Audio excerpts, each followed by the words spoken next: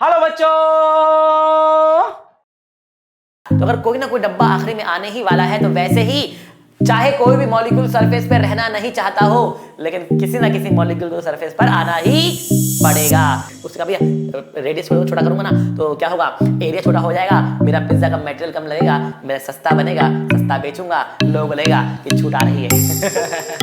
ठीक है ना, मार्केट में बहुत गमले होते हैं भैया, बहुत गमले होते हैं, बच के रहना रे बाबा, बच के रहना रे। आप पूरा पानी पी गए, आपने पानी ग्लास को उल्टा कर झटक दिया, लेकिन फिर भी अंदर एक पानी की लेयर चिपकी हुई है, कहीं कहीं पे वो पानी की लेयर चिपकी हुई है। वो पानी की लेयर ग्लास को छोड़ना नहीं चाहती, या ग्लास उस पानी की लेयर को छोड़ना नहीं चाहता, क्योंकि उस पे लगने वाला adhesive force stronger than the cohesive force. Hello dear students, कैसे हैं आप लोग? बेटा, हम लोग ऑलरेडी इस चैप्टर के अंदर काफी सारे लेक्चर्स पढ़ चुके हैं, जिसमें हम लोगों ने हाइड्रोस्टैटिक्स के बारे में बात कर ली है, हाइड्रोडायनेमिक्स के बारे में बात कर ली है। आज मैं आप लोगों के लिए एक बहुत ही इंटरेस्टिंग टॉपिक लेकर आया हूं, जिसका नाम है सरफेस टेंशन एंड विस्कोसिटी। बेटा, ये फ्लूइड्स का लास्ट टॉपिक है, बड़े ध्यान से इस चैप्टर को पढ़ना है आप लोगों को। बहुत इंटरेस्टिंग बातें हम करने वाले हैं इसके अंदर। हम जानेंगे बेटा कि जो आपके पीछे यहां पर जो दिख रहा है ना, बबल्स बने हुए हैं, ये बबल्स गोल क्यों होते हैं, और बहुत सारी चीजों के बारे में आज की क्लास में हम करेंगे डिस्कशन। तो बेटा, स्टार्ट करते हैं आज का lecture with the topic surface tension. तो बेटा, सरफेस टेंशन क्या होता है? सरफेस टेंशन बेटा एक वो इंटरेस्टिंग फिनोमिना है जिसकी वजह से मच्छर पैदा होते हैं। ठीक है ना? अगर मच्छर ही ना होते तो आपको पता है कि हमारे क्लास में कितने मच्छर आते रहते ना। ठीक है ना? पढ़ा रहा होता, बीच में मच्छर आते रहते, किसकी वजह से आ रहे हैं? सरफेस टेंशन की वजह से आ रहे हैं। आप देख रहे होंगे बेटा यहां पर कि ये पानी के सरफेस के ऊपर मच्छर बैठते हैं और वहां पर अपने लार्वा जो है वो देते हैं, उससे मच्छर जो पैदा होते हैं। तो मकड़ियां भी चल लेती है पानी के ऊपर इस तरीके से। ठीक है, पानी में डूब क्यों नहीं रहे? ये पानी के ऊपर बैठे हुए हैं और ये गीले भी नहीं हो रहे हैं बाय द वे। ठीक है ना? तो पानी के सरफेस के ऊपर बैठे हैं। आप देख सकते हो कि यहां पर क्या हो रहा है, पानी सरफेस बेंड टाइप हो रहा है, जैसे कि एक ये मेम्ब्रेन हो। जैसे कि आप एक बलून को इन्फ्लेट करें और बलून के किसी सरफेस पर फिंगर से आप प्रेस करें तो उसकी सरफेस जैसे प्रेस होती है, जैसे बेंड हो जाती है ना, वैसा ही कुछ बेटा यहां पर हो रहा है। इसके पैरों की वजह से थोड़ा सा ये हल्का सा बेंड हो रहा है। ठीक है ना? तो ये जो सरफेस है लिक्विड का, ये थोड़ा सा बेंड क्यों हो रहा है? ठीक है ना? जो यहां पर भी आप देखेंगे सारे पैरों पर आप देख सकते हैं हल्का सा बेंड हो रहा है। ये एक मेम्ब्रेन की तरह काम कर रहा है, स्ट्रेस्ड मेम्ब्रेन की तरह काम कर रहा है। ऐसा क्यों होता है बेटा? ये होता है ड्यू टू सरफेस टेंशन। तो जो लिक्विड का सरफेस है वो थोड़ा स्पेशल होता है। लिक्विड सरफेस क्या होता है? थोड़ा स्पेशल होता है। क्या स्पेशल होता है बेटा इसके अंदर? अगर मैं आपसे बात करूं क्या स्पेशल होता है इसके अंदर, तो बेटा ये देखो, लिक्विड के सरफेस में जो स्पेशलिटी है वो ये है कि जो सरफेस पर मॉलिक्यूल, ये आपका सरफेस यहां पर है, ठीक है ना, जो सरफेस पर मॉलिक्यूल्स है ना, उनके लिए जो आसपास की दुनिया है वो अलग है, और जो मॉलिक्यूल अंदर बैठा है, लिक्विड के अंदर बैठा है, उसके लिए दुनिया अलग होती है। क्या मतलब है इसका? देखिए बच्चा, समझने की कोशिश कीजिएगा। यहां पर ध्यान से देखो, ये हमारे पास लिक्विड था, ये हमारे पास बेटा लिक्विड था, ठीक है, ये सारा लिक्विड है, जैसे ये लिक्विड है।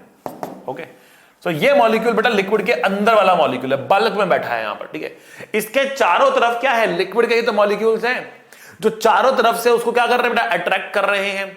तो बिल्कुल सिमिलर तरीके से चारों तरफ इसको अट्रैक्शन मिल रही है और ये आराम से बैठा हुआ है और इसे कोई परेशानी नहीं है।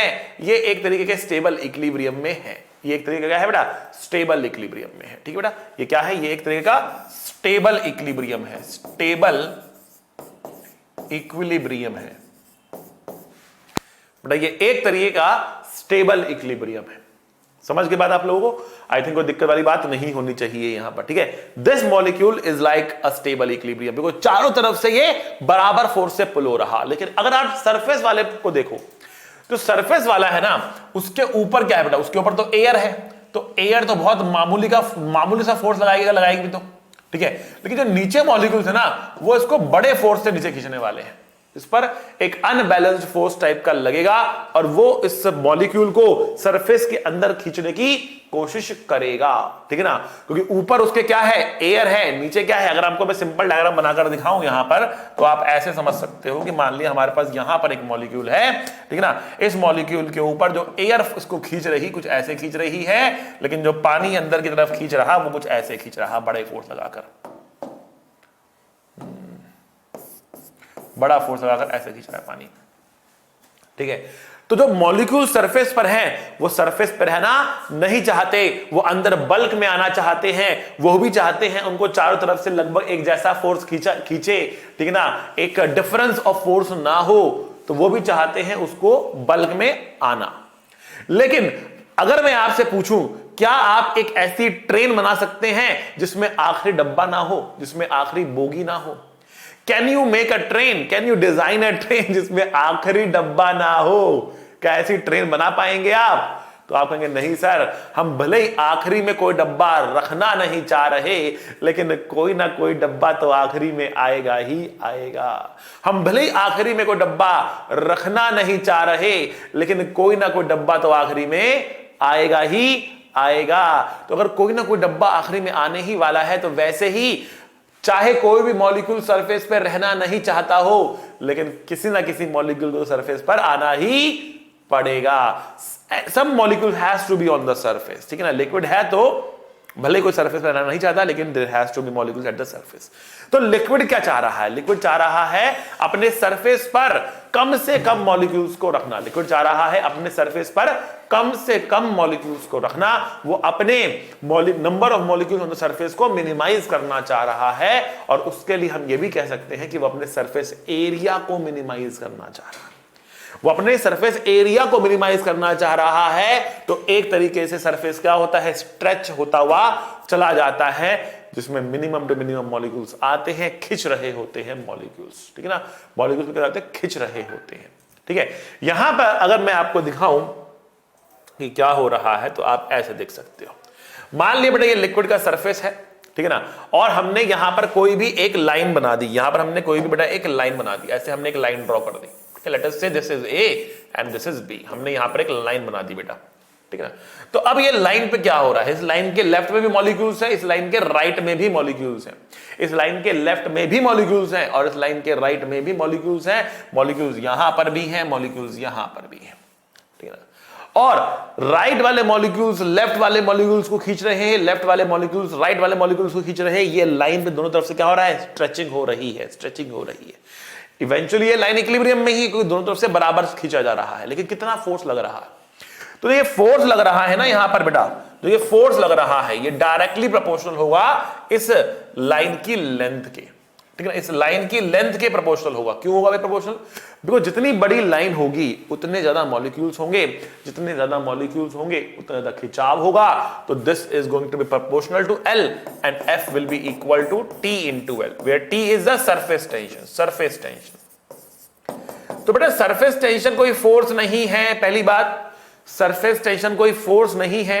सरफेस टेंशन लिक्विड की प्रॉपर्टी है। यह बताता है कि उसका सरफेस कितना ज्यादा स्ट्रेस्ड है, कितना ज्यादा वो इफेक्टिवली एक मेम्ब्रेन की तरह काम कर रहा है। ये क्या है बेटा, ये लिक्विड की एक प्रॉपर्टी होती है, ठीक है। जो सरफेस जितना ज्यादा स्ट्रेस्ड होता है ना, ठीक है, अगर आप उसके ऊपर लाइन बनाते हो ना, तो उसके ऊपर ये जो लगने वाला फोर्स होता है वो ज्यादा हो जाता है फॉर अ यूनिट लेंथ, ठीक है ना। तो वही हमने यहां पे क्या, सरफेस टेंशन क्या आ रहा है, सरफेस टेंशन कहीं ना कहीं बोल सकते हैं हम फोर्स अपॉन में लेंथ के इक्वल है। बट इसका मतलब ये नहीं कि सरफेस टेंशन फोर्स के प्रोपोर्शनल है या लेंथ के प्रोपोर्शनल है, नहीं। अगर आप लेंथ डबल करोगे तो फोर्स डबल होगा, रेशियो क्या रहेगा, सेम रहेगा। सरफेस टेंशन कांस्टेंट रहेगा। Surface tension doesn't depend on the length, surface tension doesn't depend on the force, force depends on the surface tension, ठीक है ना। फोर्स तो सरफेस में डिपेंड करता है, लेकिन सरफेस टेंशन फोर्स पे डिपेंड नहीं करता है। सरफेस टेंशन जो है वो लिक्विड का प्रॉपर्टी होता है।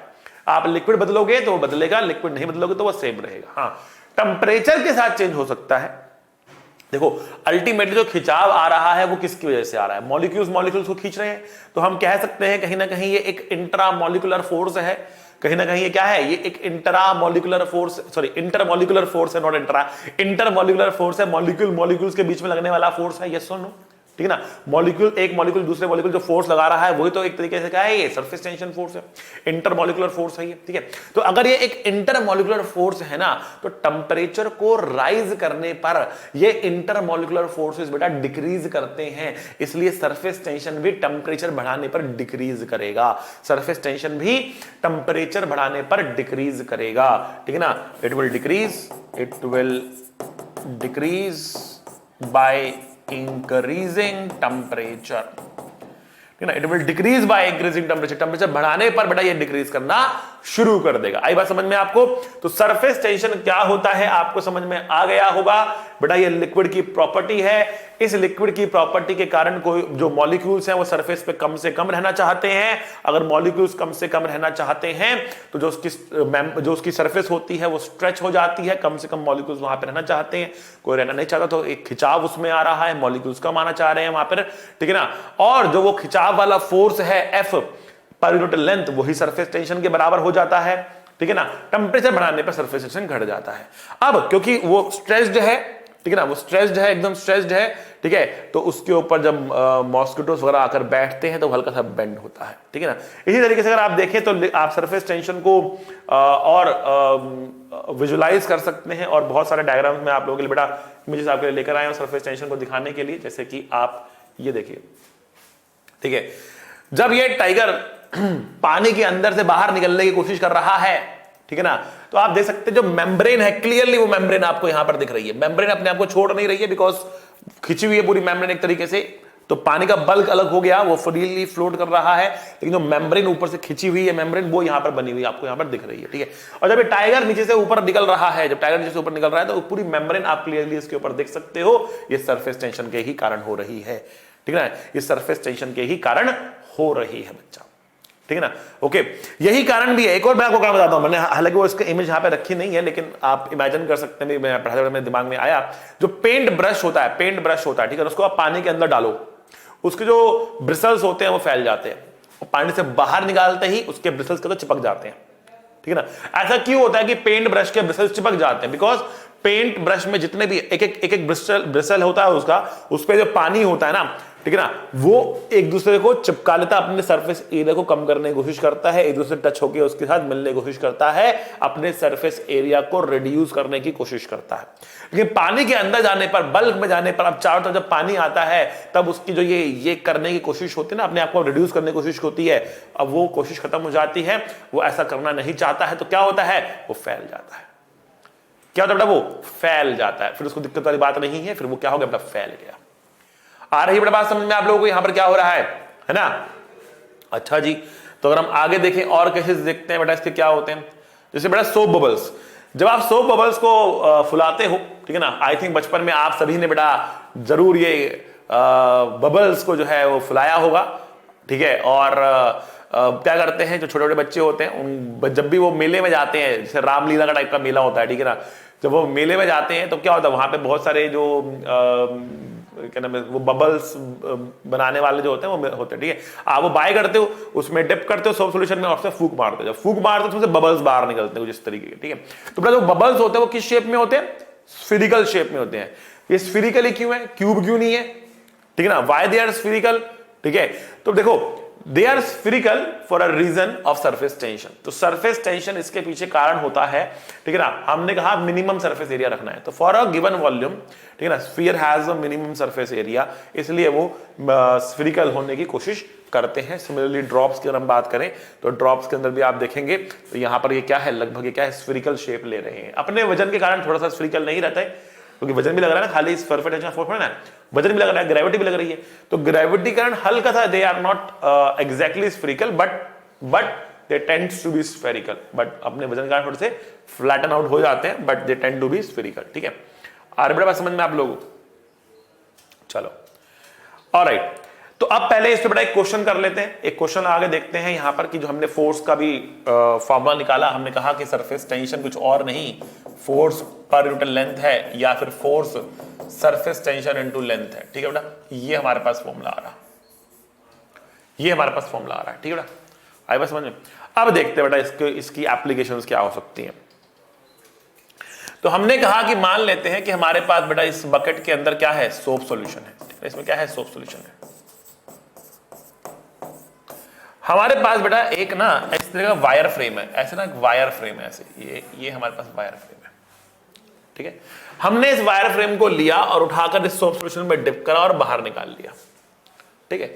जब हम इसको उठाकर बाहर निकालेंगे ना तो बेटा यहां पर क्या होगा, यहां पर ना एक थिन फिल्म बन जाएगी। जैसे हमने कहा ना जब आप वो बैलून फुलाते हो तो क्या करते हो, आप उसको जो है वो सोप सॉल्यूशन में डिप करते हो, तो उसके ऊपर जहां पे आप फूंक मार रहे हो वहां पर एक थिन फिल्म बन जाती है उस सोप सॉल्यूशन की। तो वैसे यहां पर एक थिन फिल्म बन चुकी है, ठीक है।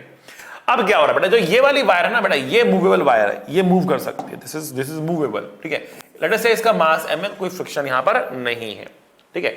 अब जो यहां पर सोप सॉल्यूशन की फिल्म बनी है ना, वो छोटा होना चाहती है, वो छोटा होना चाहती है, ठीक है। बिकॉज वो छोटा होना चाहती है, वो इस वायर फ्रेम को हर जगह पर ऐसे से खींचेगी। It is going to pull the wire frame like this, ऐसे पुल करेगी बेटा वायर फ्रेम, ठीक है। अब क्योंकि ये वायर फ्रेम को ऐसे पुल करने वाली है ना चारों तरफ से, ऐसे पुल करने वाली चारों तरफ से, ठीक है, तो हम क्या कह सकते हैं कि अगर ये मास m है और बेटा ये mg इसके ऊपर फोर्स लग रहा है, ठीक है, और इसकी लेंथ हमने कहा L है, ठीक है, सरफेस टेंशन सोप सॉल्यूशन में कैपिटल T है, तो हम कह रहे हैं कि भैया अगर if the movable wire remains at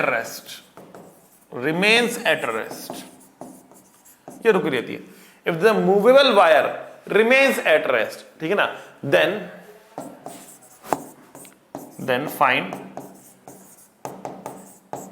it's mass, तो उसका मास निकालिए, then find its mass. If the movable wire remains at rest then find its mass, तो उसका मास निकाल लीजिए, ठीक है। तो ठीक है भाई, तो इस पर बेटा दो फोर्स लग रहे होंगे, रेस्ट पर क्यों रह रही है, नेट फोर्स जीरो होना पड़ेगा ना, नेट फोर्स जीरो, दो फोर्स लगेंगे, तो लग रहा है mg। ऊपर कितना फोर्स लगेगा बेटा, कमेंट करके बताइए फटाफट, कितना फोर्स सरफेस टेंशन का इसके ऊपर लगेगा बेटा, पॉज करिए, कमेंट करिए, how much force is going to be acting on it in the upward direction by the surface tension force.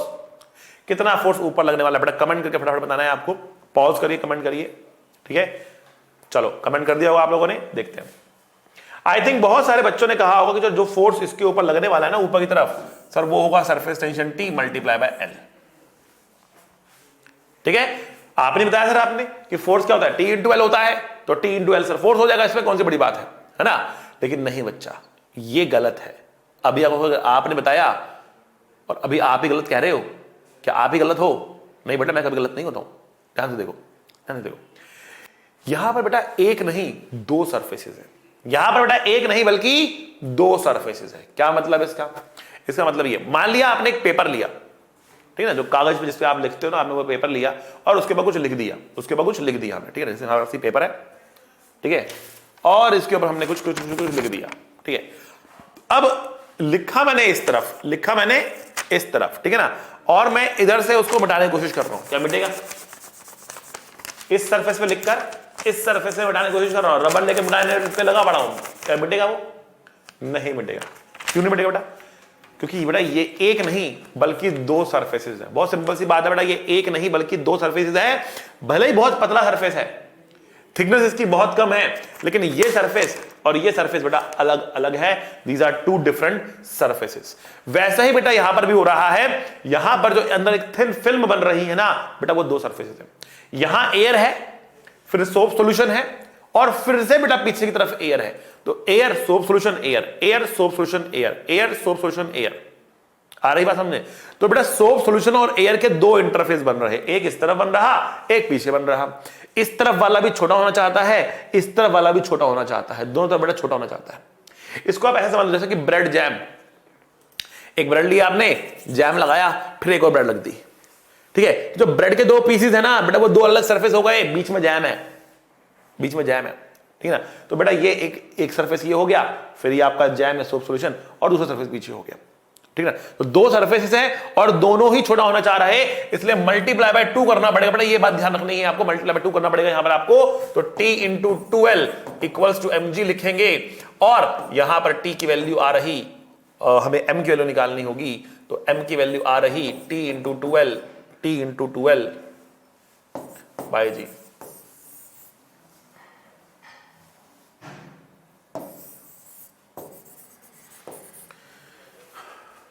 आई बेटा समझ में, सरफेस टेंशन का कहानी समझ में आ गई आपको? ठीक है बेटा, जब यहां पर बेटा फोर्स आता है ना, तो फोर्स के चलते हुए आती है बेटा सरफेस एनर्जी। तो सरफेस एनर्जी क्या होती है बेटा? तो वही formula, change in potential energy is negative of work done by surface tension force. Negative of work done by surface tension force. बेटा वर्क पावर एनर्जी से मैं आपको एक डेफिनेशन पढ़ाता हुआ आ रहा हूं, बहुत क्लियरली मैंने इस डेफिनेशन को वर्क पावर एनर्जी में आपके सामने स्टेट किया था। अब उसी डेफिनेशन को हम यहां पर आगे लेकर चल रहे हैं। तो हम कह रहे हैं चेंज इन पोटेंशियल एनर्जी, कौन सी? सरफेस एनर्जी, ठीक है ना, is equal to negative of work done by surface tension force, ठीक है ना। ओके जी, तो इसके लिए एग्जांपल समझने की कोशिश करते हैं। वही वायर फ्रेम लेते हैं अपना, सोप सॉल्यूशन में बेटा उसको डिप करते हैं। डिप करने के बाद आपके पास यहां पर बेटा एक थिन फिल्म बन जाती है, और थिन फिल्म जब यहां पे बनती है ना बेटा, तो ये इसके ऊपर एक फोर्स लगाती है ऐसे ऐसे। अगर इसकी लेंथ L है तो बेटा जो फोर्स लग रहा होगा यहां पर बेटा वो लगेगा 2 times T into L। 2 times क्यों किया? क्योंकि यहां पर भी और वहां पर भी बेटा दो सरफेस हमारे पास है, ठीक है ना। अब हम कह रहे हैं, मान लिया हमने फोर्स लगाया F और इसको हम आगे ले गए कितने डिस्टेंस से? X डिस्टेंस से। आ रही बात समझ में? तो बेटा ये तो हमारा फोर्स है, हमें अपना फोर्स नहीं देखना, हमें देखना है सरफेस टेंशन का फोर्स। वो कितना वर्क डन कर रहा, उसका नेगेटिव हमें यहां पे लिखना है, ठीक है ना। तो हमने कहा देखो ये फोर्स क्या है, क्या ये कांस्टेंट है या वेरिएबल है? क्या ये x के साथ साथ बढ़ रहा है? नहीं बेटा, it is not a spring. Spring में होता है, जब स्प्रिंग में आप इलॉन्गेशन इंक्रीज करते हो तो फोर्स इंक्रीज करता है। It is not a spring. Surface tension का फोर्स है, it is not going to depend upon x, ये x पे डिपेंड नहीं करता, ठीक है ना। ऐसे में हम कह रहे हैं कि अगर यहां पर 2TL हमारे पास सरफेस टेंशन का फोर्स है, तो डिस्प्लेसमेंट कितना हुआ इसका? x हुआ। फोर्स पीछे गया आगे, 180 डिग्री का एंगल बन रहा, इसलिए वर्क डन नेगेटिव आएगा। तो बेटा वर्क डन जो आ रहा सरफेस टेंशन के कारण, वो आ रहा नेगेटिव 2TL इंटू x आ रहा, ठीक है। So change in potential energy negative of work done by surface tension force होगा, मतलब negative of 2TL into x होगा, माइनस माइनस कट गया, 2TL इंटू x बोल सकते हो आप। Now what is L into x बेटा? What is L into x? तो L इंटू x बेटा क्या है? ये जो सरफेस आपने इंक्रीज किया है ना, ये है increase in the surface area, increase in the surface area. लेकिन ध्यान से 2B है, 2B है, तो 2 क्यों आ रहा है? बिकॉज यहां पर एक सरफेस इंक्रीज नहीं हुआ है, इसके पीछे वाला सरफेस भी तो इंक्रीज हुआ है, दो सरफेस है यहां पर। तो बेटा इन दोनों सरफेस का जो टोटल मिलाकर सरफेस एरिया इंक्रीज हुआ है वो है 2 टाइम्स L इंटू x। आ रही बात समझ में? ठीक है। तो हम कह रहे हैं कि चेंज इन पोटेंशियल एनर्जी है ना, वो है T into change in surface area, change in surface area, ठीक है ना। तो अब आप सरफेस टेंशन को भी बोल सकते हो क्या? Surface energy per unit surface area, ये भी कह सकते हो आप। Surface energy per unit surface area भी बोल सकते हो, या इंक्रीज के टर्म से भी बोल सकते हो, कोई दिक्कत वाली बात नहीं है, ठीक है। आगे बात समझ में आपको? तो बेटा ये एक और फॉर्मूला आपके सामने आ गया है। दो फॉर्मूले मैं आपको सरफेस टेंशन के दे चुका हूं अब तक। एक मैंने कहा कि एक फॉर्मूला आपके पास F/L है, अगर फोर्स निकालना है तो ऐसे निकालोगे, फोर्स को लेंथ से डिवाइड करोगे तो आपको सरफेस टेंशन मिलता है, या फिर डेल्टा U को डेल्टा S से डिवाइड करोगे तो आपको सरफेस टेंशन मिलता है, surface energy per unit area. कितना ज्यादा फोर्स लगा रहा है एक यूनिट लेंथ पे, that is the property of surface tension. या फिर कितना ज्यादा एनर्जी स्टोर हो रहा है per unit surface area, that is the surface tension. Energy के टर्म में भी देख सकते हो और फोर्स के टर्म में भी देख सकते हो बेटा, ठीक है बच्चा। चलो बढ़ते हैं आगे।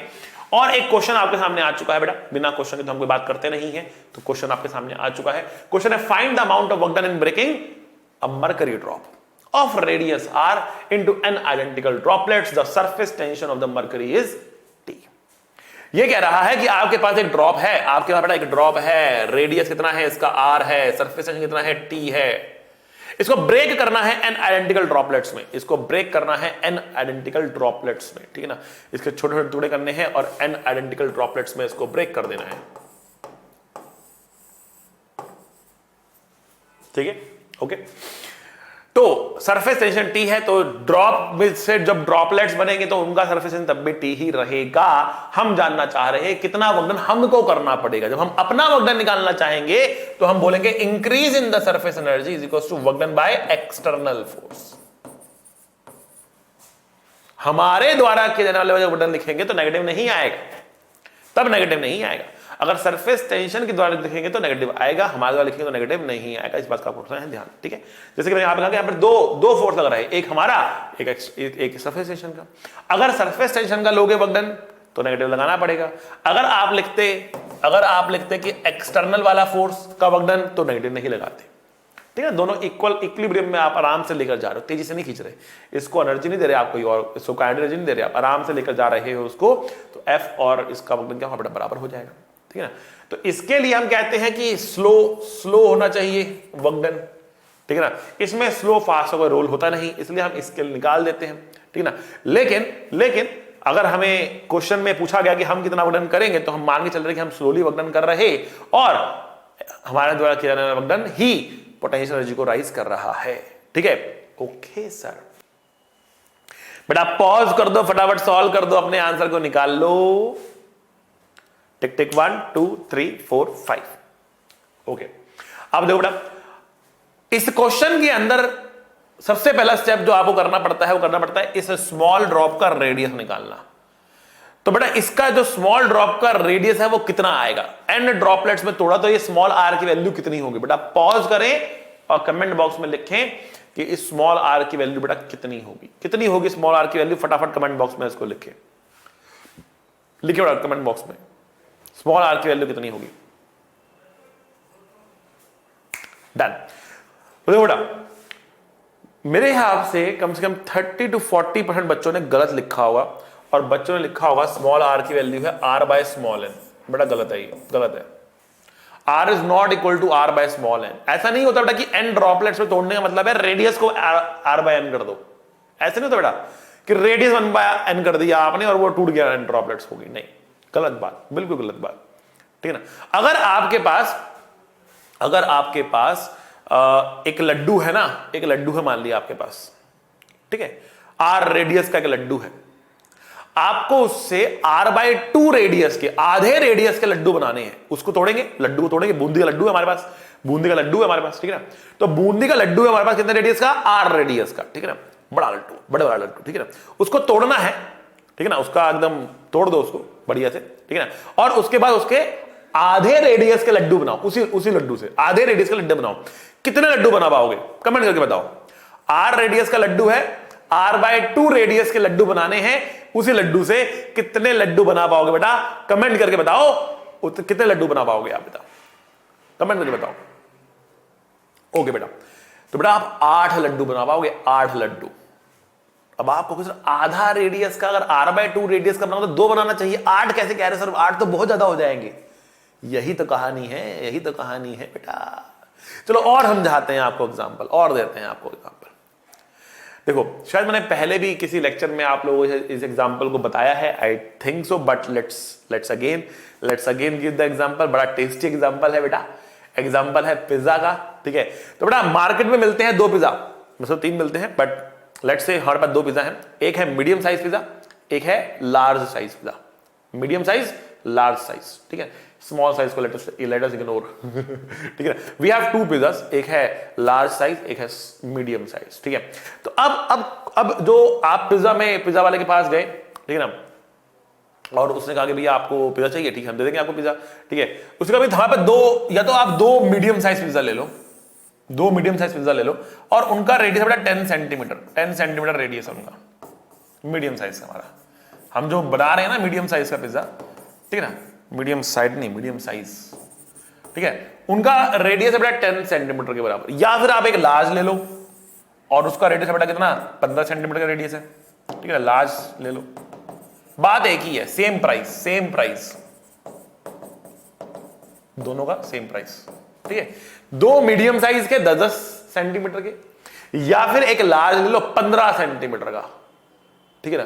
तो अभी आप क्या कहोगे, अरे भैया क्या छूट मिल रही है, 2 मीडियम साइज के पिज्जा 10 वाले 15 सेंटीमीटर का, ये तो बहुत सस्ता मिल रहा है, मीडियम साइज वाला उठा लेते हैं, यही कहोगे ना भैया 10 सेंटीमीटर 20 सेंटीमीटर का पिज्जा हो गया हमारे पास, यहां तो 15 सेंटीमीटर है, लूट रहे हो हमें, क्यों 15 सेंटीमीटर का पिज्जा देखे हमें लूट रहे हो, हैं, हम तो लेंगे 10 सेंटीमीटर वाले पिज्जा, ठीक है ना।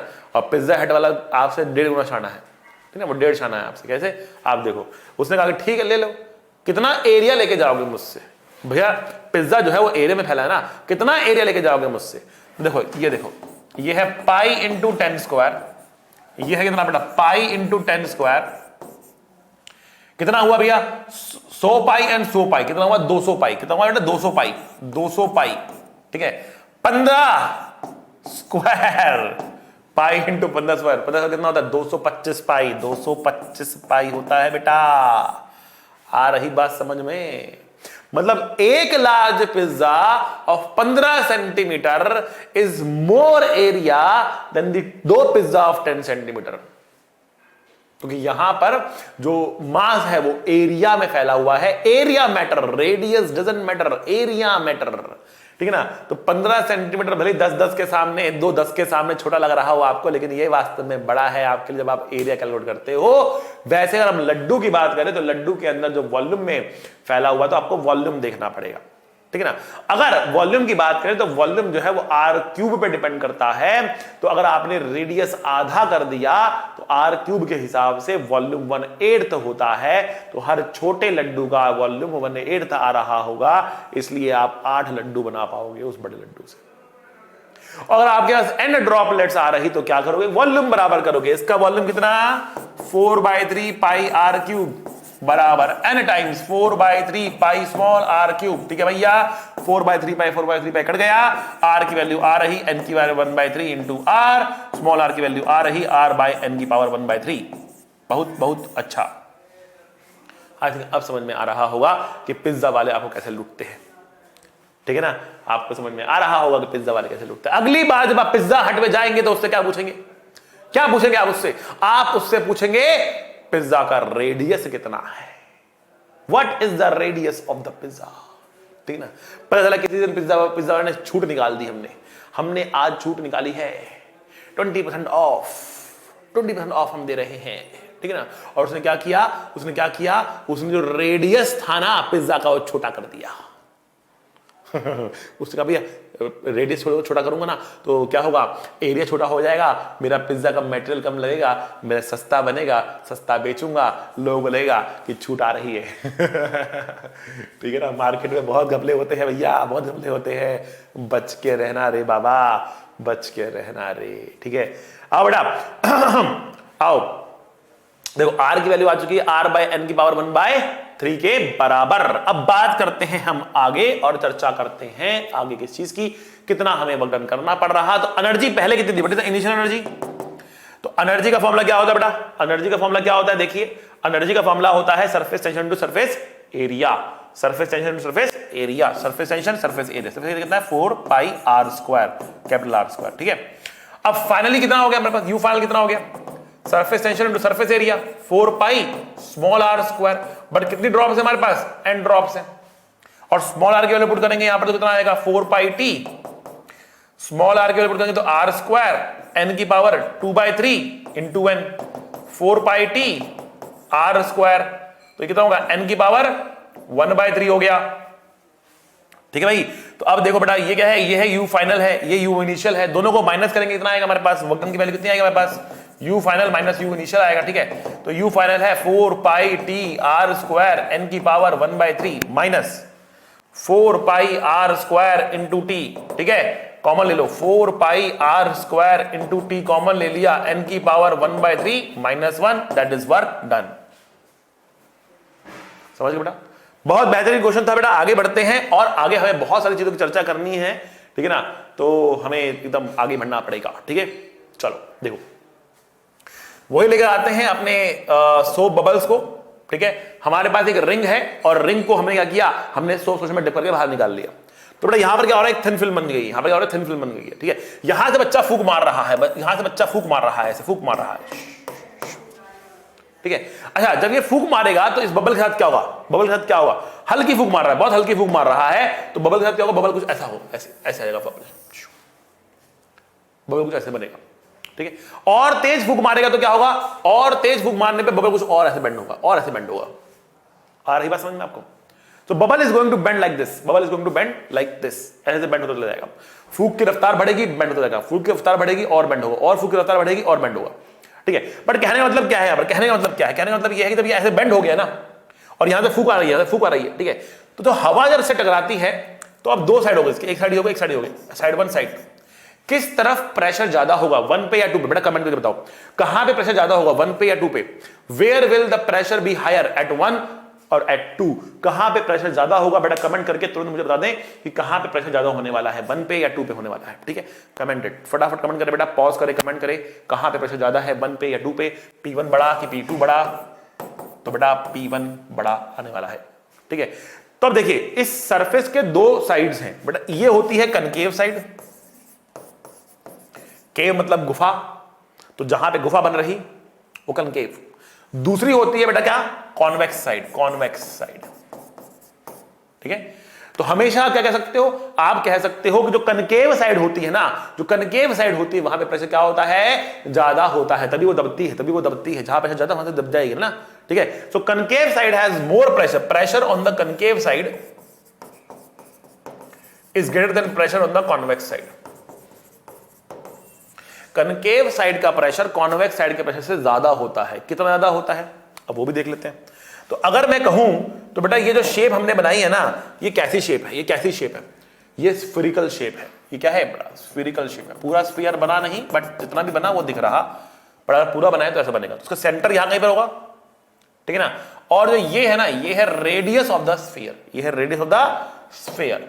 बेटा यहां पर एक रेडियस ये भी आएगा, ये है radius of the ring, ring का रेडियस अलग होगा और स्फीयर का रेडियस अलग होगा। ठीक है ना, तो अगर कनकेव साइड बन रही ऐसी, तो यहां पर हम कह रहे हैं कनकेव साइड पे प्रेशर ज्यादा, कॉन्वेक्स साइड पे pressure come. But concave side पे कितना ज्यादा प्रेशर है, तो हम बोले जो प्रेशर का डिफरेंस है delta P, that means P concave minus P convex. बेटा इसको कहते हैं हम एक्सेस प्रेशर। क्या बोलते हैं बेटा, एक्सेस प्रेशर। ठीक है, इसको हम कहते हैं बेटा एक्सेस प्रेशर। जो कितना आएगा इस केस में बेटा, वो आता है delta P equals to 4t by R, वो आता है delta T equals to 4t by R. यहां पे आर जो है वो रिंग का रेडियस नहीं है बेटा, आर जो है बेटा वो स्फीयर का रेडियस है। आर जो है रिंग का नहीं है रेडियस, इसका रेडियस है। आर जो है बेटा वो स्फीयर का रेडियस है, इस बात को आपको ध्यान रखना है। ठीक है, ओके बेटा। तो अब यहां पर अगर देखें,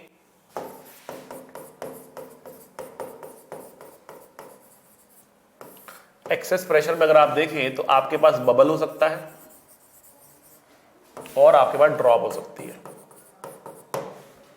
ठीक है, ड्रॉप और बबल में डिफरेंस क्या होता है बेटा, अगर हम ड्रॉप की बात करते हैं ना, अगर हम ड्रॉप की बात करते हैं तो बेटा ड्रॉप के अंदर ना केवल एक ही सरफेस होता है, ओनली वन सरफेस। क्यों, क्योंकि यहां हमारे पास लिक्विड है, यहां हमारे पास एयर है, ओनली वन सरफेस। ठीक है, अगर हम बबल की बात करते हैं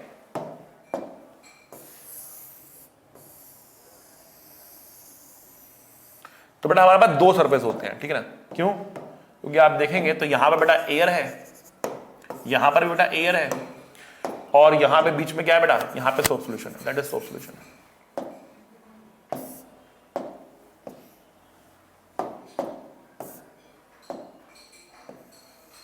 ये सोप सॉल्यूशन है बेटा।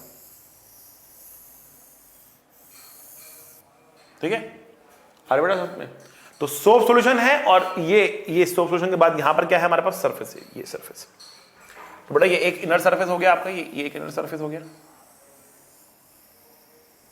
ऐसे, और बेटा ये एक आउटर सरफेस हो गया ऐसे।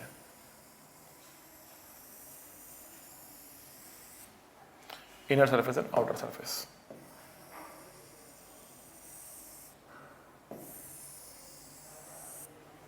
ठीक है, थोड़ा गंदा बना, ठीक है, let's not waste time into making it perfect. ठीक है, so we have this inner surface, we have this outer surface, बीच में है हमारा सोप सॉल्यूशन। तो जब भी बबल की बात होगी we have to take two surfaces.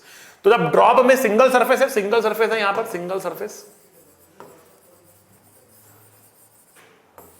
तो सिंगल सरफेस के अंदर जो प्रेशर डिफरेंस होता है ना, जो प्रेशर का डिफरेंस होता है सिंगल सरफेस बेटा, वो होता है कितना, 2t by R, 2t by are.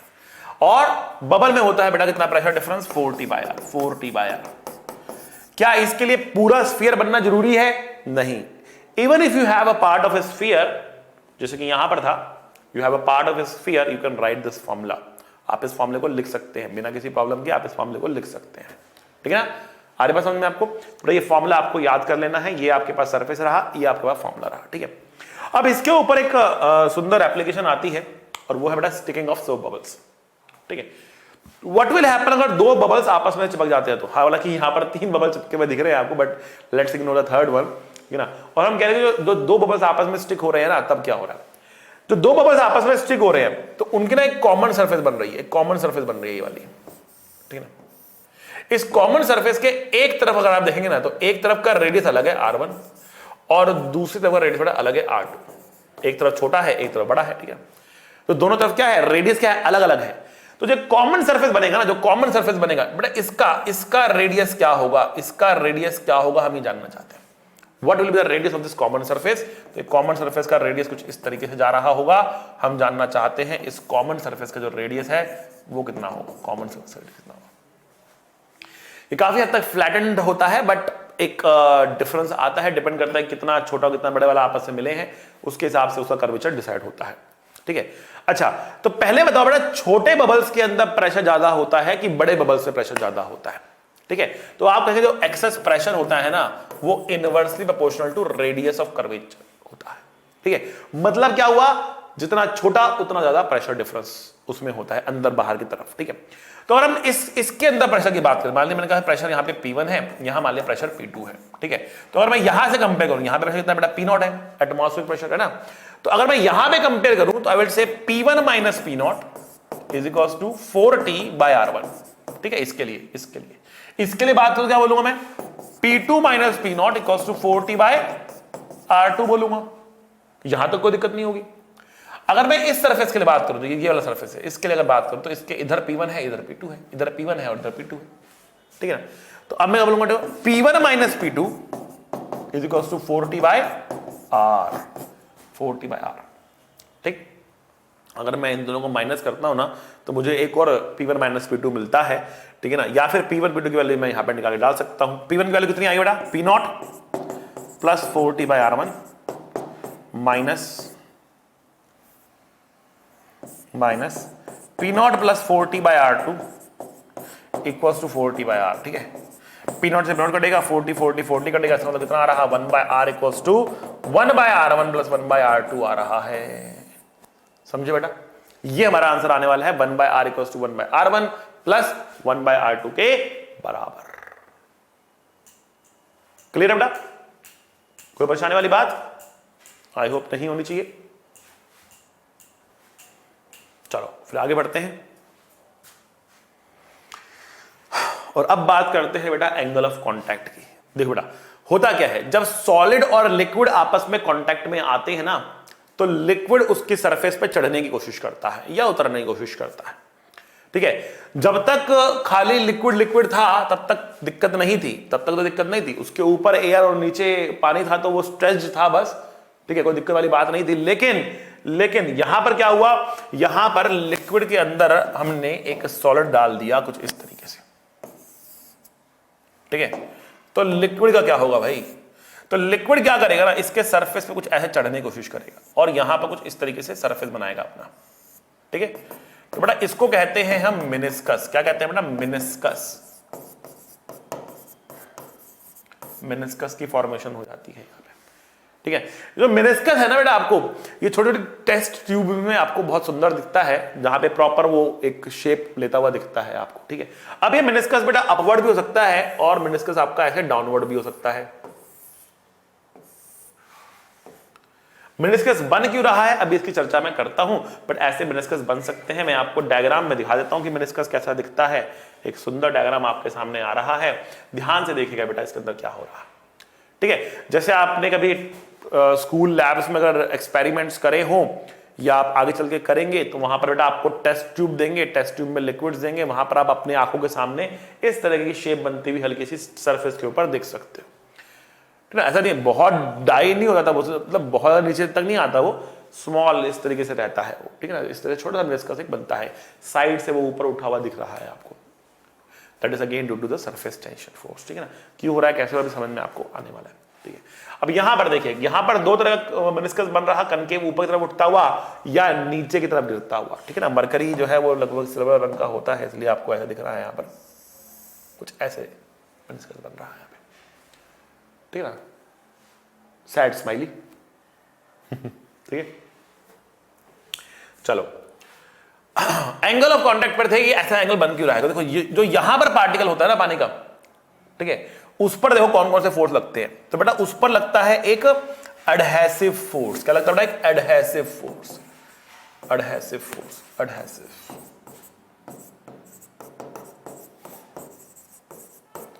बेटा एडहेसिव फोर्स का मतलब क्या होता है, क्या होते हैं एडहेसिव फोर्स? ठीक है, तो देखो एडहेसिव का मतलब होता है दो अलग अलग ऑब्जेक्ट्स के बीच में लगने वाला फोर्स। तो लिक्विड और सॉलिड के बीच में लगने वाला फोर्स कौन सा है? एडहेसिव फोर्स है। लिक्विड और सॉलिड के बीच में लगने वाला फोर्स कौन सा है बेटा? एडहेसिव फोर्स है।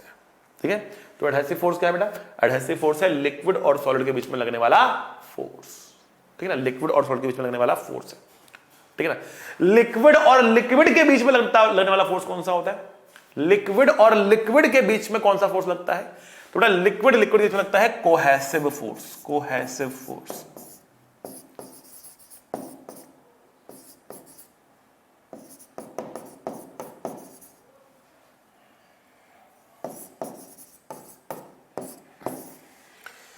सो कोहेसिव फोर्स लिक्विड लिक्विड के बीच में लगता है, लिक्विड लिक्विड के बीच में। ओहो,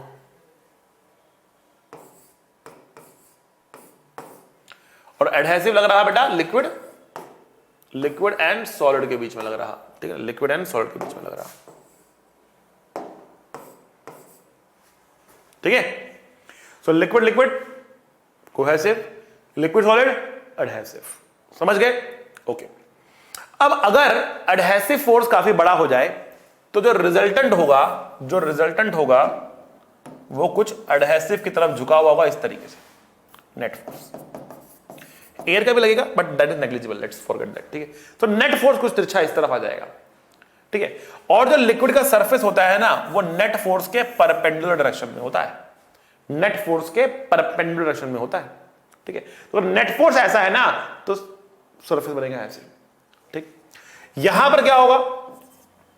यहां पर बेटा कोहेसिव फोर्सेस बड़े होने चाहिए, तो cohesive forces will be very very large, adhesive will be very small, resultant will be somewhere in this direction, and जो नेट फोर्स के परपेंडिकुलर डायरेक्शन में आपका क्या आ जाएगा बेटा? सरफेस आ जाएगा। आई बात समझ में आपको? सो नीचे की तरफ जब बढ़ेगा तो कोहेसिव फोर्स बड़ा बनेगा, यहां पर बेटा एडहेसिव फोर्स बनना पड़ेगा। एग्जाम्पल के रूप में बताता हूं आपको, जैसे पानी और ग्लास की अगर आप बात करते हो, पानी और ग्लास की अगर आप बात करते हो ना तो बेटा ऊपर की तरफ बनता है मेनिस्कस ऐसे, मतलब उसमें एडहेसिव फोर्स बड़ा होता है, एडहेसिव फोर्स बड़ा होता है। ठीक है, एडहेसिव फोर्सेस आर स्ट्रॉन्गर। ठीक है, अच्छा क्या मतलब है इसका? देखो अगर आपने ग्लास से पानी भरा, मान लिया आपने ग्लास लिया, पानी भरा, ग्लास लिया, पानी भरा, ठीक है, ग्लास से पानी लिया, ठीक है, क्या दिक्कत है उसमें? ठीक है, आपने पानी का ग्लास पूरा का पूरा पी लिया, पीने के बाद ग्लास उल्टा किया, 2-3 बार झटक दिया उसको, झटक दिया आपने उसको। झटकने के बाद जब आप पानी के ग्लास को देखोगे तो मुझे बताओ क्या पानी के ग्लास अंदर से बिल्कुल सूखा हुआ होगा? नहीं होगा सूखा हुआ। आप पूरा पानी पी गए, आपने पानी के ग्लास को उल्टा कर झटक दिया, लेकिन फिर भी अंदर एक पानी की लेयर चिपकी हुई है, कहीं कहीं पे वो पानी की लेयर चिपकी हुई है। वो पानी की लेयर ग्लास को छोड़ना नहीं चाहती, या ग्लास उस पानी की लेयर को छोड़ना नहीं चाहता, क्योंकि उस पे लगने वाला adhesive force is stronger than the cohesive force. जब ऐसा होता है तो हम कहते हैं लिक्विड कौन सा लिक्विड है? लिक्विड है waiting liquid. It's a wetting liquid. वो सरफेस को वेट कर रहा है, गीला कर रहा है, सरफेस को छोड़ नहीं रहा है, सरफेस को गीला कर रहा है। It's a wetting liquid. ठीक है ना? तो जब इस केस में हम क्या कह रहे हैं, इस केस में हम क्या कह रहे हैं, देखो इस केस में हम क्या कह रहे हैं, आपको देखो हम कह रहे हैं इस केस के अंदर कि जब मेनिस्कस बन रहा ऊपर की तरफ, जब मेनिस्कस बन रहा ऊपर की तरफ, तो हम कह रहे हैं कि adhesive forces are much greater than the cohesive forces. Liquid is going to be a wetting liquid, wetting liquid होगा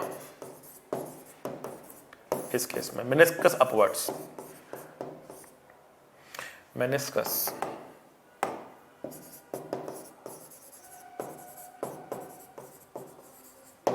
यहां क्या होगा बेटा? Cohesive forces will be much stronger than the adhesive forces. ठीक है, नॉन वेटिंग लिक्विड होगा, जैसे mercury in glass. ठीक है, उसमें उल्टा करो, मरकरी लगभग सारा बाहर निकल जाएगा। इसका मतलब ये नहीं कि मरकरी बाहर निकल गया तो चाट लो उसको, मरकरी बहुत पॉइजनस होता है। ठीक है ना, थोड़ा बहुत भी अंदर रहेगा दिक्कत हो जाएगी। ठीक है, नॉन वेटिंग लिक्विड। तो ऐसा नहीं करना कि गिलास लिया उसमें मरकरी भरा, ठीक है ना, उसके बाद उल्टा किया तो आपको लगा मरकरी पूरा बाहर निकल गया, दिख भी नहीं जाता हमें। ठीक है ना, तो सर ने भी कहा मरकरी पूरा बाहर निकल जाता है, तो ग्लास को चाट लिया अंदर से, देखते हैं क्या होता है, गया नहीं गया, ठीक है ना, ऐसे नहीं करना है, ठीक है। हो सकता है कुछ ट्रेसेस रह जाए उसके, कोई ऐसी बात होना है, okay. So non waiting liquid मतलब मेनिस्कस डाउनवर्ड्स,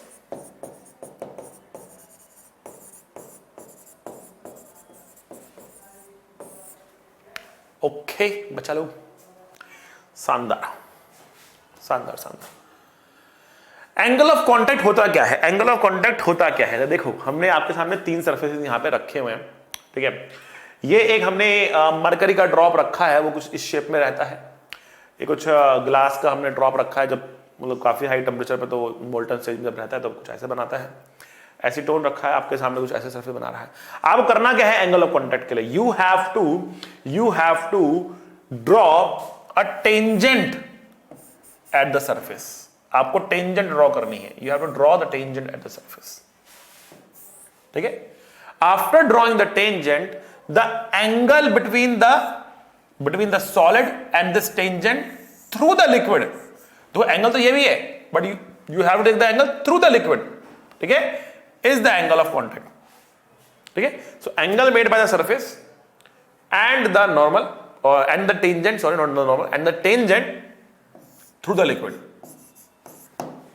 ठीक है, वो आपको लेना है एंगल ऑफ कॉन्टैक्ट। तो आप देख रहे थे यहाँ पे एक्यूट एंगल बन रहा, यहां पे ऑब्ट्यूज बन रहा, और यहां पे 90 डिग्री। तो जहां पर एंगल ऑफ कॉन्टैक्ट से ऑब्ट्यूज बन रहा है ना, वहां पे ये इस सरफेस पर टिकना चाहता नहीं है, इसको वेट नहीं करेगा, हटाओगे तो गिर जाएगा आराम से, कोई दिक्कत वाली बात नहीं है, ठीक है ना। जहां पर ये एक्यूट बन रहा है वहां पे वो चिपके रह जाता है, उसको सरफेस छोड़ेगा नहीं, आराम से वो चिपके रहेगा, ठीक है ना, ओके।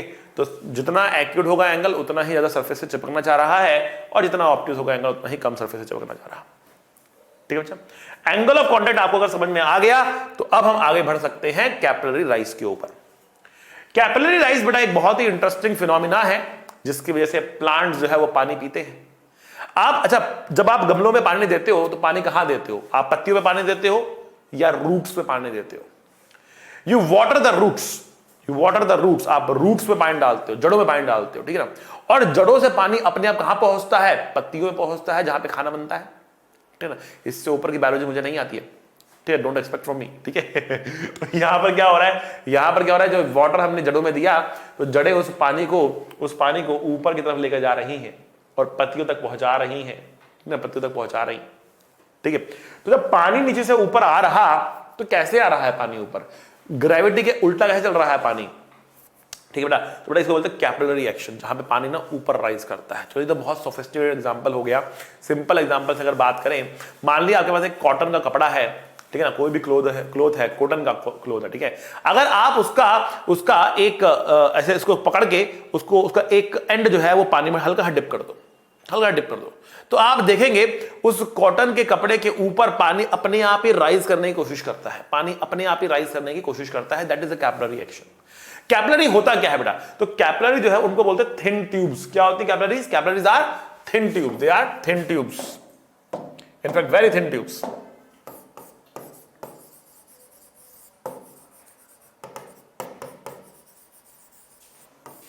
वेरी थिन ट्यूब्स, जितनी ज्यादा थिन रहेंगी उतना अच्छा उसमें राइज करने वाला है, ठीक है ना। अच्छा, जो कपड़े होते हैं अगर आपको ध्यान से देखोगे ना तो उनमें आपको धागे दिखते हैं, धागे, और दो धागे के बीच में एक छोटा सा पतला सा गैप होता है, उस गैप के अंदर पानी राइज करता है, that is the capillary action.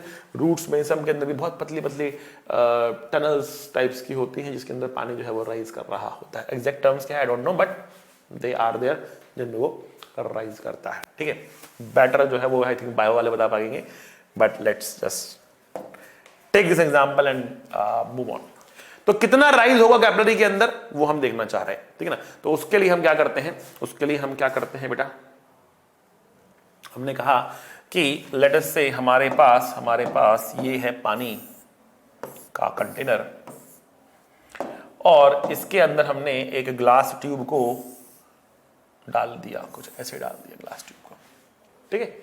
तो इस ग्लास ट्यूब में जो पानी है ना वो राइज कर रहा है कुछ इस तरीके से,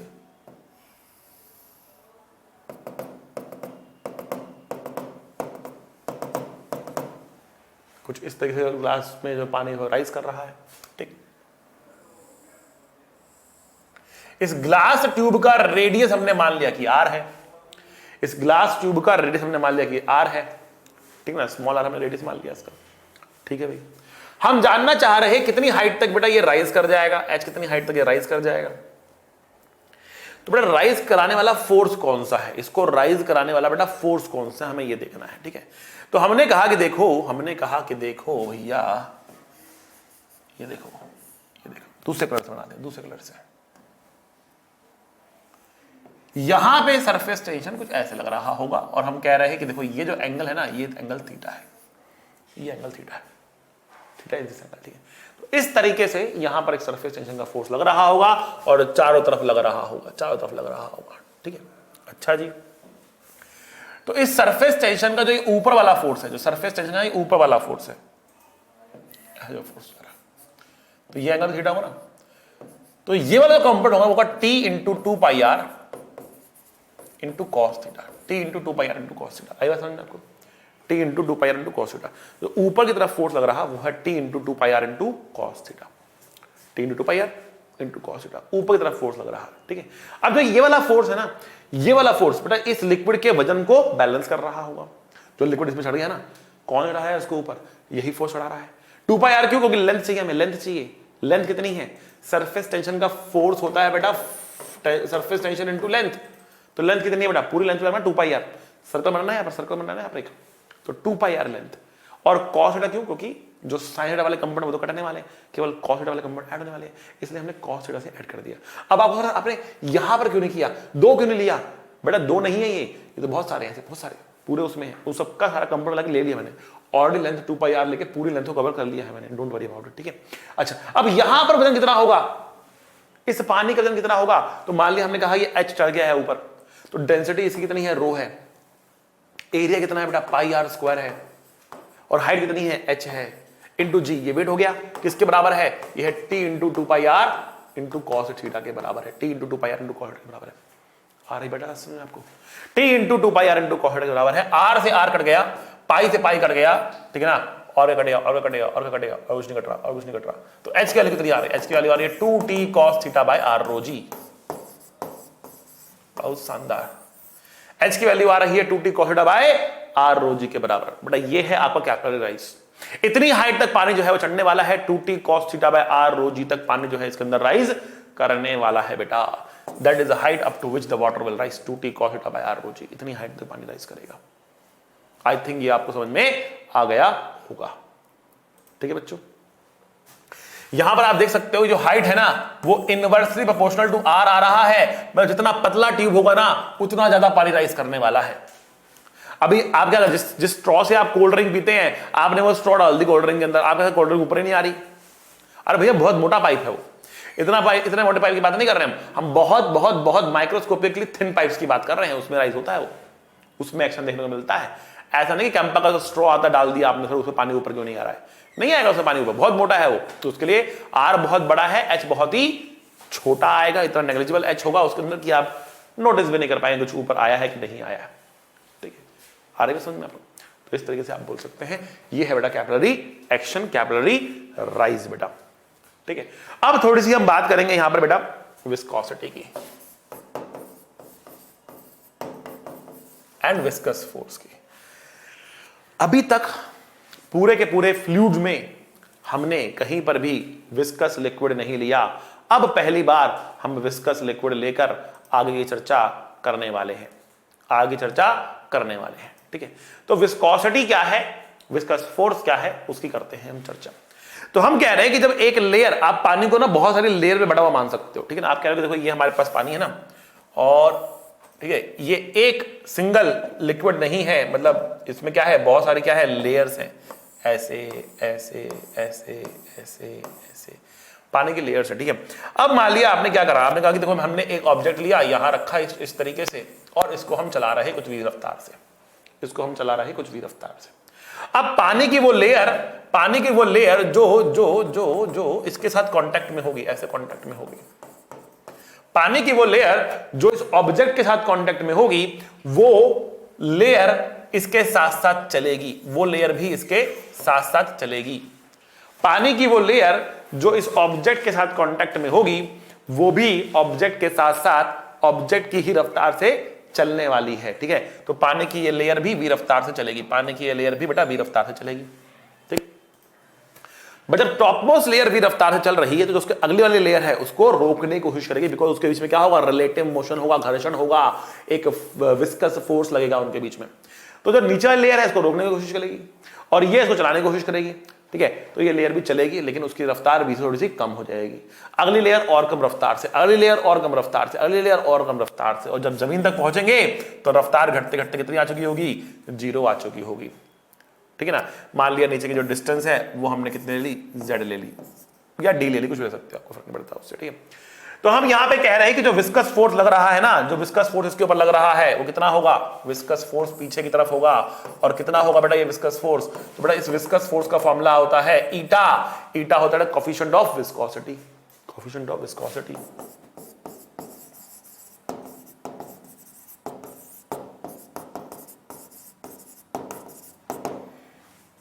ईटा, ठीक है ना, ईटा आ गया हमारे पास। ठीक है, ईटा इंटू ए क्या है, सरफेस एरिया, इसका क्या है, सरफेस एरिया। देखो फ्रिक्शन फोर्स जो है वो सरफेस एरिया पे डिपेंड नहीं करता, लेकिन विस्कस फोर्स सरफेस एरिया पे डिपेंड करता है। तो कुछ हद तक विस्कस फोर्स एंड फ्रिक्शन समान भी है, कुछ रूप में डिफरेंट भी है। ठीक है ना, तो यहां पर क्या रहा कि सरफेस एरिया पर भी डिपेंड कर रहा है। ठीक है, into minus dv by D Z, इसको बोलते हैं वेलोसिटी ग्रेडियंट। मतलब कितनी रफ्तार से, रफ्तार नहीं बोलनी चाहिए, कि डिस्टेंस के साथ साथ कितना जल्दी v घट रहा है, क्योंकि घट रहा है इसलिए माइनस साइन लगाया। डिस्टेंस के साथ साथ कितना जल्दी v घट रहा है, ठीक है ना, that is minus dv by dz, velocity gradient इसको हम कह सकते हैं। तो F V is eta A minus dv by dz, F V is eta A minus dv by dz के बराबर होगा। ठीक है, ये हमारा विस्कस फोर्स आ गया। ठीक, अब देखो ईटा की अगर हम डायमेंशन की बात करते हैं तो ईटा की जो डायमेंशन आने वाली है वो कितनी होगी बेटा, वो होगी किलोग्राम, या चलो पूरा लिखते हैं पहले। देखो एफ वी क्या होगा बेटा, एफ वी होगा आपके पास न्यूटन, एरिया होगा मीटर स्क्वायर, वेलोसिटी होता है बेटा मीटर पर सेकेंड, और डीजेड ऊपर जाएगा तो ऊपर मीटर आएगा। ठीक है, ऊपर मीटर आएगा तो मीटर से मीटर कट गया तो Newton second per metre square आ रहा, Newton second per metre square आ रहा। ठीक है, अब न्यूटन को चाहो तो कर सकते हो, न्यूटन को आप लिख सकते हो kg metre per second square, second divide by metre का स्क्वायर, तो इससे कट गया तो मिल रहा kg metre inverse second inverse.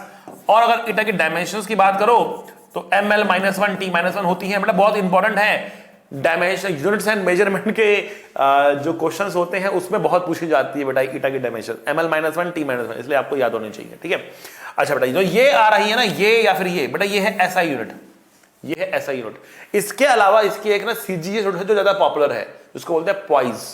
ठीक है ना, एंड जो ये SI यूनिट है ना, that is equal to 10 poise, इसको भी आपको ध्यान रखना है। 10 पॉइज, ये 10 पॉइज के बराबर होता है 1 न्यूटन पर मीटर स्क्वायर सेकंड, या 1 newton second per metre square is 10 poise, is 10 poise. 1 SI unit is equal to 10 CGS units. ये आपको ध्यान रखना है फॉर कोएफिशिएंट ऑफ विस्कोसिटी। ठीक है, ओके। नाउ Z के साथ साथ जो V चेंज हो रहा है आपके कोर्स में कंसिस्टेंट चेंज है, मतलब लीनियर चेंज है, डायरेक्ट चेंज है। ठीक है ना, इसका मतलब क्या हो रहा है, इसका मतलब ये हो रहा कि आपके लिए आपके कोर्स में जो है वो ये है minus dv by dz equal to minus delta V by delta Z. ये लिख सकते हो आप, minus delta V by delta Z लिख सकते हो, कोई दिक्कत वाली बात नहीं है। ठीक है, अब देखो यहां पे क्या हो रहा है, मान लिया मैंने जो डिस्टेंस है इसको जेड ले रखा है। ठीक है, तो मैंने कहा कि जब जेड की वैल्यू 0 है, जब जेड की वैल्यू कितनी है बेटा, 0 है, जब जेड की वैल्यू कितनी है बेटा, 0 है। ठीक है, इसको डी मान ले, देखते हैं आप कंफ्यूज ना हो जाओ।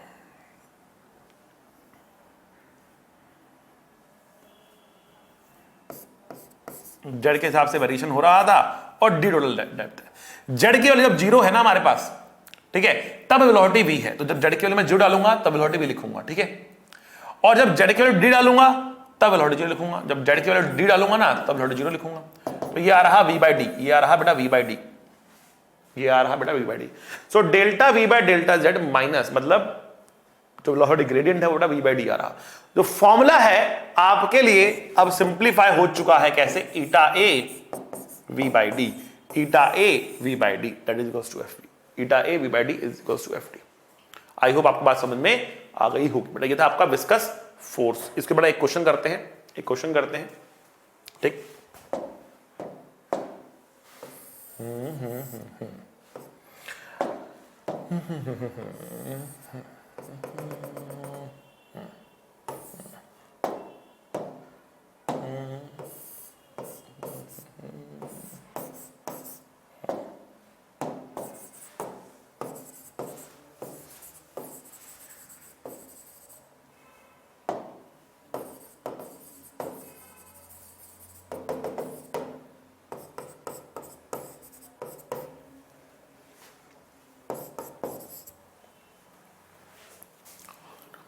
Okay, so we have a block here and a block here. जमीन और इस ब्लॉक के बीच में बड़ा एक लेयर है, इस लेयर की थिकनेस बेटा टी है, कोफिशिएंट ऑफ विस्कोसिटी बेटा ईटा है, ठीक है ना, और ये क्यूब है जिसकी साइड लेंथ एल के बराबर है, एल के बराबर है, ठीक। अच्छा जी, छोड़ दिया इसको, चलना शुरू कर रहा, ठीक है, चलेगा, इसकी रफ्तार बढ़ेगी, ठीक है। ये एक लिक्विड था जिसकी एक लेयर, एक ऑयल गिरा हुआ है टेबल के ऊपर, आप मान सकते हो, इसके ऊपर चल रहा है, ठीक है। जैसे जैसे इसकी रफ्तार बढ़ेगी ना, वैसे वैसे विस्कस फोर्स भी बढ़ेगा, बिकॉज विस्कस फोर्स का फॉर्मूला देखो क्या आ रहा, विस्कस फोर्स में वी भी आ रहा है, मतलब जैसे जैसे रफ्तार बढ़ती है ना, वैसे वैसे विस्कस फोर्स भी बढ़ता है, ठीक। अच्छा जी, तो विस्कस फोर्स बढ़ेगा, अल्टीमेटली बढ़ते बढ़ते क्या हो जाएगा, इसकी रफ्तार बेटा कांस्टेंट हो जाएगी, उसके बाद रफ्तार बढ़ना बंद हो जाएगी, नेट फोर्स पे जीरो हो जाएगा, ठीक है।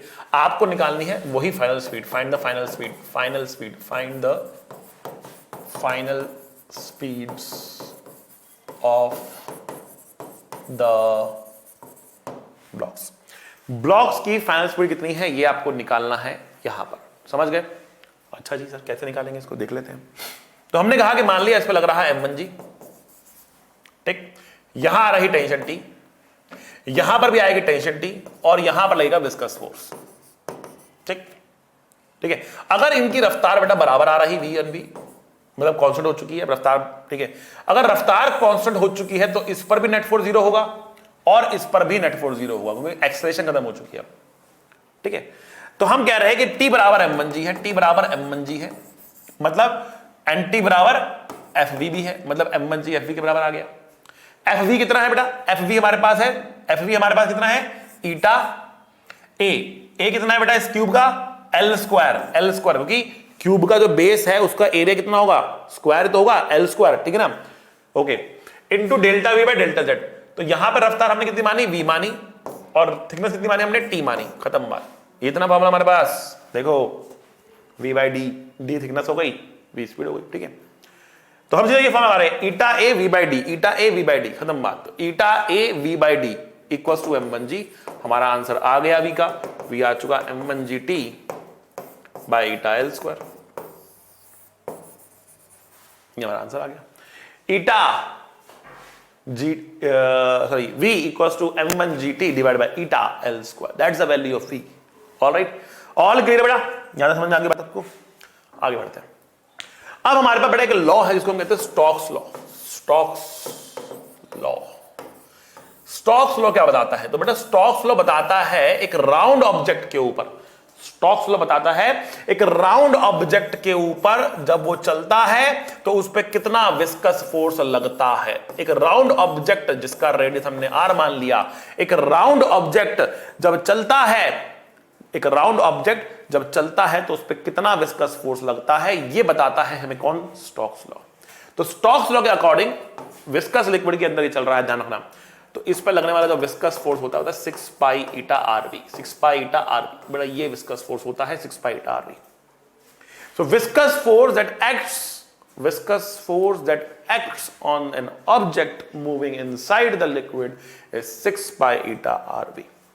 आई होप आपको बात समझ में आ गई होगी, बहुत शानदार। बढ़ते हैं आगे। इसकी जो एप्लीकेशन होती है ना बेटा, वो होती है टर्मिनल स्पीड में, टर्मिनल स्पीड होती है अल्टीमेट फाइनल रफ्तार को बोलते हैं टर्मिनल रफ्तार। क्या कहने का मतलब है, मतलब यह है कि हमारे पास एक लॉन्ग ट्यूब है जिसके अंदर एक लिक्विड है, विस्कस लिक्विड है, ईटा कोएफिशिएंट ऑफ विस्कोसिटी, और हमने क्या किया, हमने इसके अंदर क्या किया, हमने इसके अंदर एक डेंसर ऑब्जेक्ट की बॉल को डाल के छोड़ दिया। लेट अस से लेड की बॉल्स हैं ये, ठीक है, इसको हमने छोड़ दिया डाल के, ठीक है। इसकी डेंसिटी सिग्मा है, रेडियस आर है, लिक्विड डेंसिटी रो है, कोएफिशिएंट ऑफ विस्कोसिटी ईटा है। जब ये नीचे गिरेगा तब क्या होगा, ठीक है ना। तो इस पे लगेगा इसका वेट, इस पे लगेगा बेटा एक बायोंसी फोर्स, और इस पे लगेगा बेटा एक विस्कस फोर्स। अब वेट और बायोंसी फोर्स तो बेटा कांस्टेंट रहेंगे, लेकिन जैसे जैसे इसकी रफ्तार बढ़ रही है वैसे वैसे बेटा इसका विस्कस फोर्स भी बढ़ रहा है। अब विस्कस फोर्स बढ़ते बढ़ते एक ऐसा समय आएगा जब viscous force plus buoyancy force weight के बराबर हो जाएंगे, और जब वो समय आएगा उसके बाद इसकी रफ्तार चेंज होना बंद हो जाएगी, बिकॉज नेट फोर्स कितना होगा, 0 हो चुका होगा, और वो है आपकी final terminal speed.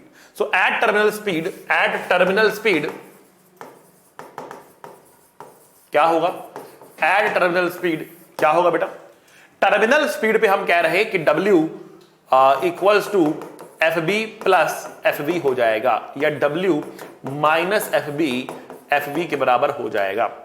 W wait कितना है, तो वेट है density of the object, volume of the object 4/3 pi r cube into G, और बायोंसी है density of the liquid 4/3 pi r cube into G, और ये FV के बराबर मतलब 6 पाई ईटा RV के बराबर हो जाएगा, ठीक है। तो ये कितना है, सिग्मा माइनस रो 4/3 पाई r क्यूब इंटू जी, 6 पाई ईटा RV, पाई से पाई कट गया, R से बेटा ये R स्क्वायर हो गया, इससे ये 2 और इससे ये 3 हो गया, जिससे V की वैल्यू आ रही 2/9 eta sigma minus rho R square into G, ये हमारे पास V की वैल्यू आ रही है 2/9 eta sigma minus rho R square into G, ये आपके पास वैल्यू आ रही है। क्लियर, समझ गए, बहुत शानदार। तो ये तरीका है बेटा टर्मिनल वेलोसिटी को लिखने का। आप देख सकते हो टर्मिनल वेलोसिटी का फॉर्मूला क्या आ रहा है बेटा, इस फॉर्मूले को आपको याद रखना है, पूरी डेरिवेशन आपके सामने है, डेरिवेशन स्कूल में आ सकती है आपके, तो ये भी आपको मालूम होना चाहिए बेटा। तो V equals to 2/9 eta sigma minus rho R square into G. अब यहां पर मैं एक आपसे लास्ट क्वेश्चन पूछ रहा हूं, फिर मैं आपको आज के लिए अलविदा कह दूंगा, ठीक है। तो हम कह रहे हैं कि हमारे पास 2 बादल है, एक बादल ऊपर है, एक बादल नीचे है, एक बादल थोड़ा सा ऊपर है, एक बादल थोड़ा सा नीचे है, ठीक है। अब इन बादलों से 2 ड्रॉप निकली, एक इससे निकली, एक इससे निकली, दोनों ही आइडेंटिकल ड्रॉप्स हैं, ठीक है ना, दोनों का रेडियस बेटा बराबर है, लेकिन एक की हाइट ज्यादा है, एक की हाइट कम है। मान लिया ये H1 है, ये H2 है, H2 क्या है, क्लियरली बड़ा है H1 से, ठीक है। दोनों ही रेस्ट से ड्रॉप करती है, लेकिन जमीन पर आके गिरेंगी तो इसकी रफ्तार मान लेते कुछ V2 है, इसकी रफ्तार मान लेते कुछ V1 है। तो आपको बताना है कौन बड़ा कौन छोटा, V1 बड़ा कि V2 बड़ा, कौन बड़ा और कौन छोटा, ये आपको बताना है बेटा, कौन बड़ा और कौन छोटा ये आपको बताना है बेटा, V1 बड़ा कि V2 बड़ा, कौन बड़ा कौन छोटा ये आपको बताना है, ठीक है। पॉज करें और फटाफट आंसर है बेटा कि V1 बड़ा होगा कि V2 बड़ा होगा, V1 बड़ा होगा कि V2 बड़ा होगा, फटाफट। आई थिंक सब लोग आंसर दे सकते हैं इसका, फटाफट बताएंगे इसको, पॉज करिए, give your answer, counting to 5, tick tick 1, tick tick 2, tick tick 3, tick tick 4, tick tick 5, ठीक है। चलो बताता हूं आपको, देखो हम यहां पे ये कह रहे हैं, ऐसा लगता है बच्चों को कि ज्यादा हाइट से गिर रहा है तो तेज गिरेगा, ज्यादा हाइट से गिर रहा है तो तेज गिरेगा, क्योंकि आज तक हम यही पढ़ाते हुए आ रहे थे कि ज्यादा हाइट से गिरेगा तो तेज गिरेगा, रफ्तार होगी √2gh, लेकिन वहां पर हमने एयर ड्रैग को निगलेक्ट किया था। यहां तो हम पढ़ी एयर ड्रैग रहे हैं, तो यहां पर हम अगर एयर ड्रैग को निगलेक्ट ना करें तो क्लाउड भले नीचे या ऊपर क्यों ना हो, बट है तो बहुत ऊपर ही ना, दोनों ही बहुत ऊपर है, एक उससे भी ऊपर है बट है दोनों ही ऊपर ना, काफी ऊपर है, मतलब रास्ते में कहीं ना कहीं क्या अटेन कर चुके होंगे, ये टर्मिनल रफ्तार को अटेन कर चुके होंगे, और उसके बाद तो रफ्तार बढ़ने वाली है नहीं। तो अल्टीमेटली हमें इनकी टर्मिनल रफ्तार को कंपेयर करना है, और टर्मिनल रफ्तार डिपेंड करती है किस पे, आर पे, आर पे डिपेंड करती है। तो अगर आर दोनों का सेम है, दोनों आइडेंटिकल ड्रॉप है, दोनों आइडेंटिकल ड्रॉप्स हैं, आइडेंटिकल ड्रॉप्स हैं,